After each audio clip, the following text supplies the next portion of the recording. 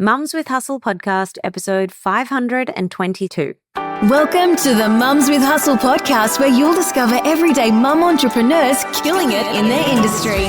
Learn the secrets you can replicate to create your own success with your host, Tracy Harris. Hey friends, today's episode is a bit of a personal one.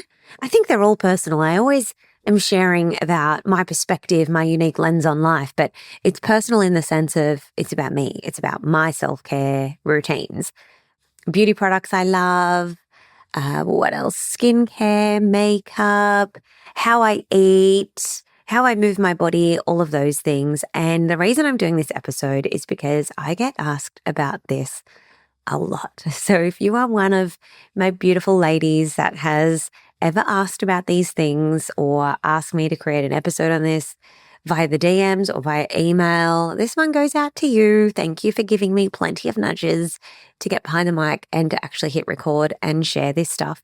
And I'll be really honest, I felt really awkward once upon a time about sharing these sorts of things. And I think it's because I have that voice in my head that pops up like you do, that kind of says, oh, you're not really that great at this. Like, who would be interested in hearing what you have to say? Oh my gosh, isn't that voice so annoying? So anyway, I've also had another voice that is like, this has absolutely nothing to do with business, Tracy. Why are you sharing this?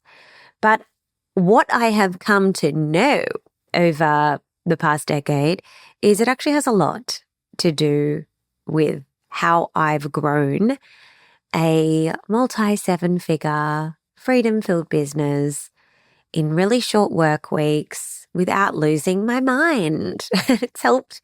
These things, they do matter. They're small, and it's always the micro things that make the biggest difference. So I thought, why not finally record an episode? It's a bit like girl talk time. And so I've got several of your questions down here. Do we want to start with food? Do we want to start with exercise? Do we want to start with skincare or makeup? I don't know. Okay, let's start with skincare. We'll start there. So first and foremost, this is going to annoy some of you because I think it's something that a lot of people say, but the reason that a lot of people say it is because it's true. It's simple and it's true. Our skin health begins with what we eat and what we drink. That is a major factor. So I eat a predominantly, and when I say predominantly, it is like, I'd even say it's higher than 80% whole foods diet. So very little prepackaged foods. I don't really eat prepackaged foods. It's rare. They're like a sometimes food for me, okay? And I have been eating this way for decades. So I primarily just eat things that are fresh and not processed. Now, obviously, the word processed, when we start looking into foods and diets, so many things do go through a process. You know, cheese goes through a process. Do I eat cheese? Yes, I do. Absolutely. I'm not talking about cheese in a jar or cheese in a can. I'm talking about just beautiful, healthy cheese. It still goes through a process. Okay. So yes, I eat cheese. So when I say I don't eat processed foods, I'm talking about mostly pre-packaged things. Okay. What else? I have a very low refined sugar diet. So again, it's like processed foods and drinks and soft drinks. I tend to eliminate all of those things pretty much entirely. Ooh, I just heard a package get delivered. That's always a really exciting sound. I can't wait. I think it's shoes, and I actually cannot wait. Okay, so this is now, we started out with skincare, but now we're moving into diet because I just cannot morally and ethically sit here and talk about skin health without talking about diet. I also do believe that alcohol plays a big part in how our skin looks. and in our overall like physical appearance. So I do drink alcohol at this point in time. I sometimes don't drink any alcohol for a long, long, long period of time. I can go out socially and not have to drink, but do I enjoy a really beautiful bougie wine or champagne? Absolutely, when I feel like the occasion calls for it. If I'm out celebrating with friends, or if we're having a beautiful dinner, if I'm at a winery, if it's been, an amazing week and we go out with friends and there's some really good wine, yeah, I'll probably have some. But it might be only once a week and just a couple, or none at all, really. I don't need to drink. Yeah. As a young person, I definitely would have drinks whenever it was something social. And what else? Oh, I've definitely had times where I've gotten sick from drinking too much as well. Like, I am not a saint, please. But for the longest time now, probably for the past decade, longer, past 15 years, I'd say, I drink very, very little. And when I do drink, it's on the rarest of occasions. So that's my drinking habit there.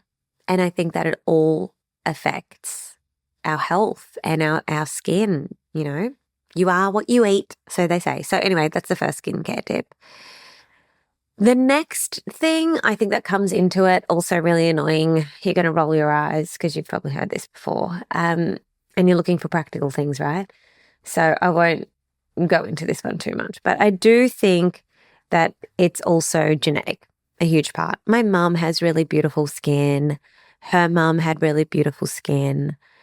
To my memory and knowledge, like her sister has beautiful skin. All of my great aunts had lovely skin. So I do think that genetics plays a part in this. But also there are some things that we can do. So now let's move on and talk about the practical things. Otherwise, it's just kind of useless to you, right? Although food and diet, that is very practical. Get onto that. Okay. So I think the first thing is having a skincare routine. So I cleanse my face of an evening. I actually double cleanse. I do an oil cleanse first, and then I do my regular cleanse. At the moment, or for the past 2 years, I've been using a brand called O Cosmetics. I got that from the lady that does my facials here in Australia. She kind of put me onto that. And I felt like a grown-up when I got those products. Prior to that, I was always using a mix of different things, whether it was Clinique products or other natural beauty products. I've been on the journey, but the O Cosmetics products are looking really good and working really well for me. They're not cheap.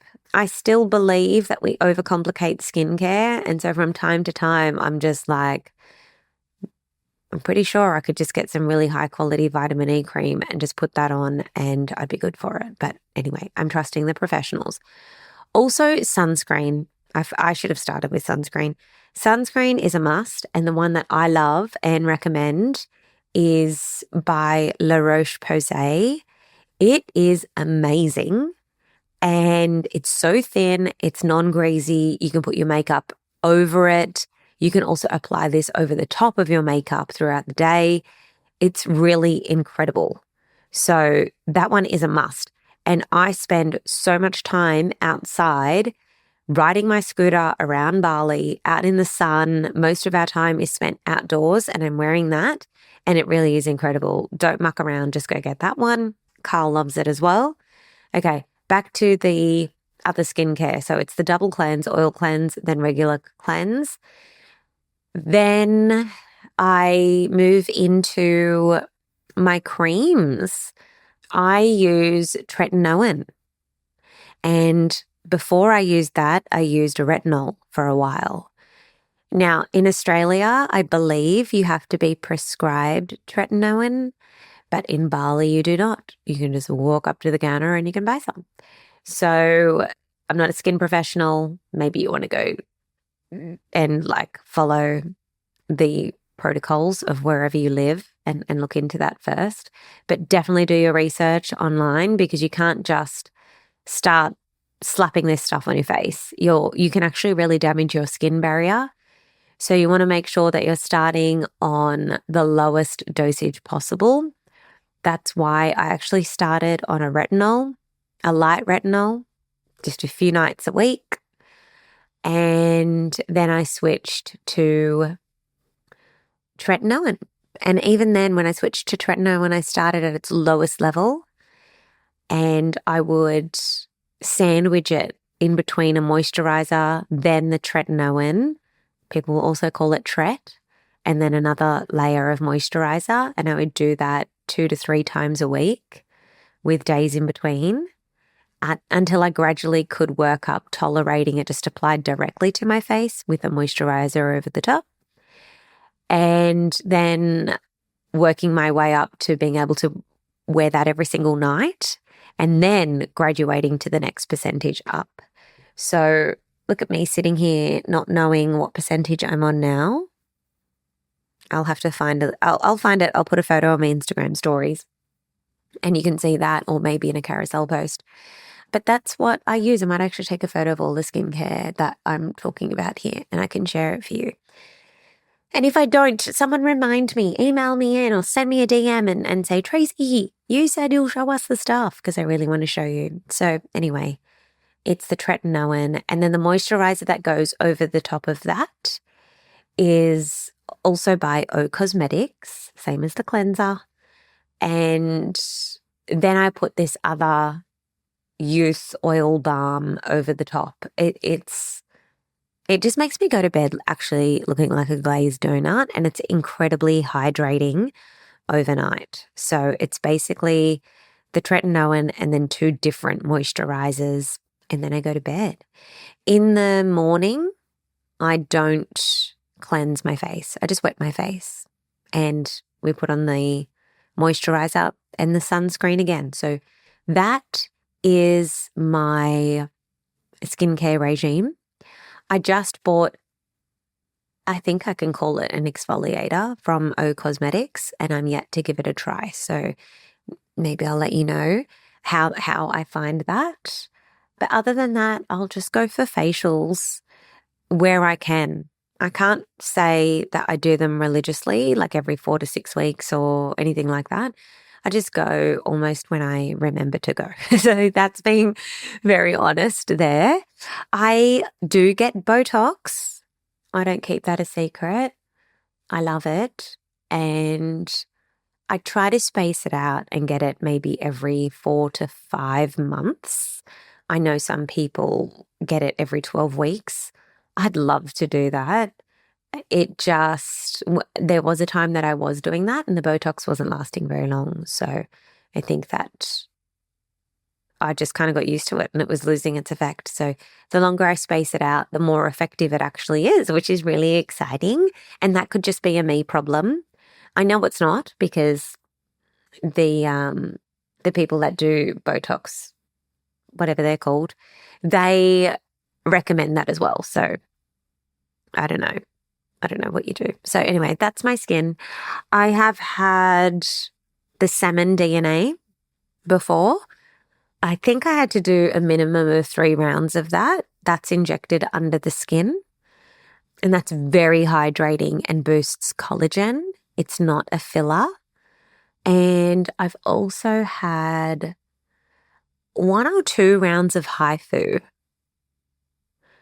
That's like some kind of, it's not a laser. I don't know. But that hurt, and I couldn't really see the results of that.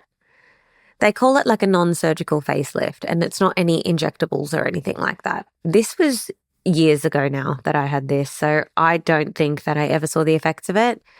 I'm not in any hurry to go back and do it again. It's expensive. It didn't really work, but it does seem to work on some people, so go figure. I feel like I just wasn't a great candidate for that.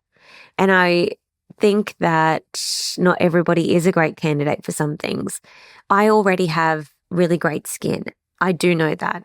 And so maybe because of that, the effects are going to be quite minimal. And I have been told that by industry professionals as well. Like, it's going to be really, really hard for me to see the benefits because we're not really starting with something that's, I don't know, use the word severe, maybe. The other thing that I've had is a skin booster. There are many different skin boosters on the market. This is injected. It's not a filler. And I've had that once around the, is it nasal labial folds, like around the mouth? I've had that once. I did see a difference. It was minor and it was good. So I might do that again. We'll see. It was so minor. I don't know if I'll be bothered. But yeah, they are all of the things.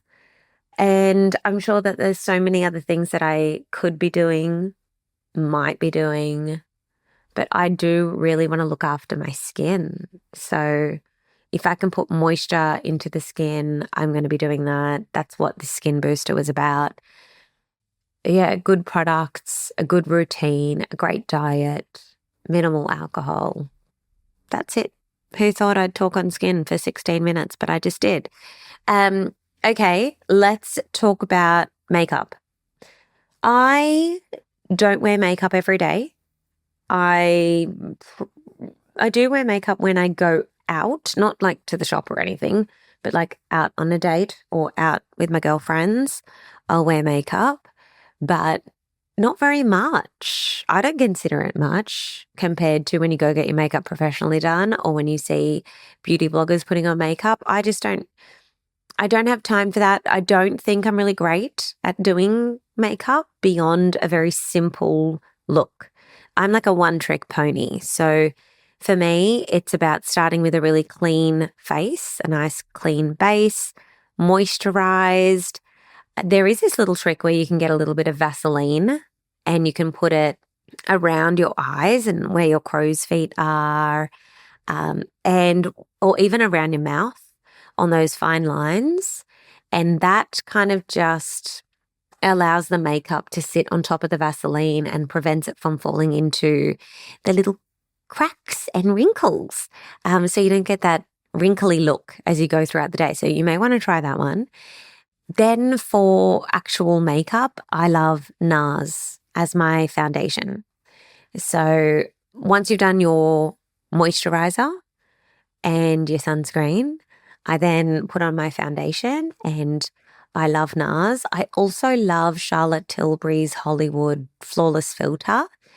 And that's not a foundation. It's very thin, but it's more of a color. So I put that beautiful tan back into my skin.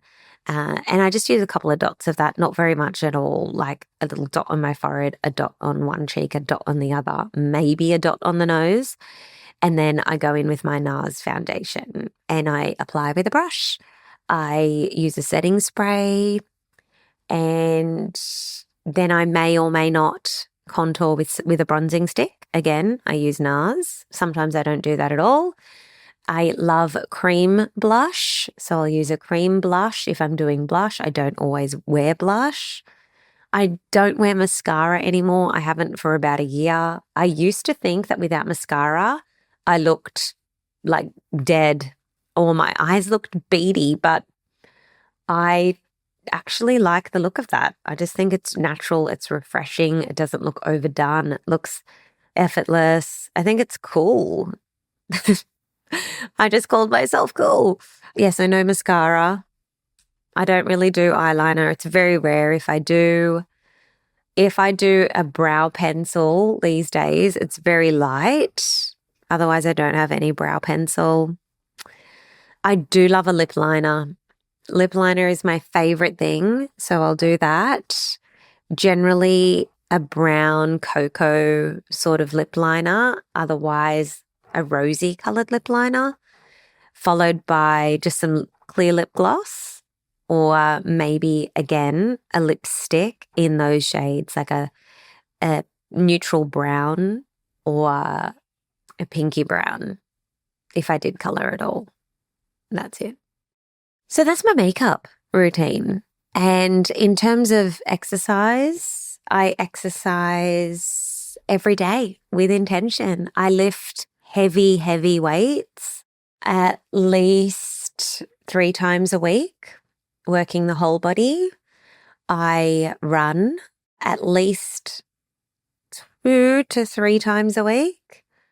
My max distance is 5Ks, just on purpose. That's just what I've decided. And I do that for cardio, heart health. I spend most of my time running at zone 2, which is a very low heart rate. It means that you can hold a full normal conversation at that running pace. So I run slow, and the reason I do that is so that it's not hard on my joints. It allows me to run more often, and it conditions my heart. It's also better for fat loss. So there you go, running at zone 2. You don't always need to push your heart rate. A higher heart rate or going harder isn't necessarily better. And I think that a lot of people don't realize that. So running at zone 2 for 80% of my runs is what I do. I love hill walks. Like I love, love, love getting on my treadmill and putting that incline up. And I'll do like 30-minute walks. Even on my rest days, I will walk. Going on a walk is not hard. I think that we should be walking. It's the best form of exercise. I love Pilates. I haven't been doing it weekly for the longest time, but I'll get back into that. I love just being active and having fun. So any opportunity to play paddle when I'm in Bali with my friends or to go to a dance class, I'll be there doing that as well. But, when I don't have the opportunity for those things, it's weights, a minimum of 3 times a week, and then the running and the walks, chuck in a Pilates. I love it so much. When I was in Bali last year and in the future heading back, I look forward to getting back into this, but I was doing some conditioning classes, 2 conditioning classes a week. And that was really centered around high rocks training and high rocks preparation, which I haven't done a high rocks yet, but I'd like to. And I just haven't made that full decision to do it, but I may. And yeah, I really love that conditioning style of training. It's very addictive and it's so fun for me. So I try to limit myself to only doing that a maximum of 2 a week because my goals are focused around strength training. And so I want to make sure, to fit in all of these things, you've got to have a goal. You've got to be moving with purpose. Like if you want to be able to do pull-ups, then your training needs to be centered around that. You can't just be going around the gym, just working out on all of the things. That's why some people will not really see any shifts in their results because they're moving without intention. So for anyone listening to this, if you want to train for particular health goals or particular strength goals or particular fat loss goals or a particular aesthetic or a particular race, say you're going to do high rocks or something, you got to make sure that your training schedule is aligned with the goals and it's not just movement for movement's sake. So realizing that was a big key in me actually gaining the strength that I wanted because my goals are strength goals. So conditioning is also important. Conditioning the heart is important, but strength was my priority. So I made sure that the majority of my training went around that. And then that influenced my eating as well. So I wanted my diet needed to align with my strength goals. So that just meant lots of protein from natural sources where possible and not from protein bars or protein shakes or any other supplements, but just all food-based because our food is so incredible if we are choosing the right things.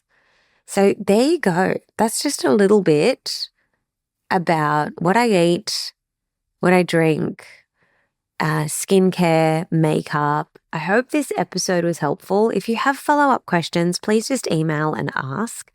And I will do my best to get those photos of the products, the makeup products, the skincare, the sunscreen, and do a post when I air this episode and share that with you all, because I think that would, it's more helpful to see it visually. So I'll show you. But thank you for asking. I'm here to share, and I hope that it makes navigating some of this stuff easier. I'm going to be 42 years old this year, and I feel so confident in, how I look and happy in my skin. And so I do believe that my lifestyle plays a big factor in that, and also the products that I use, the routines that I have. So I'm really, really happy to share that with you all. And if you've got any other questions, please just ask, and I'll see you next week on the podcast.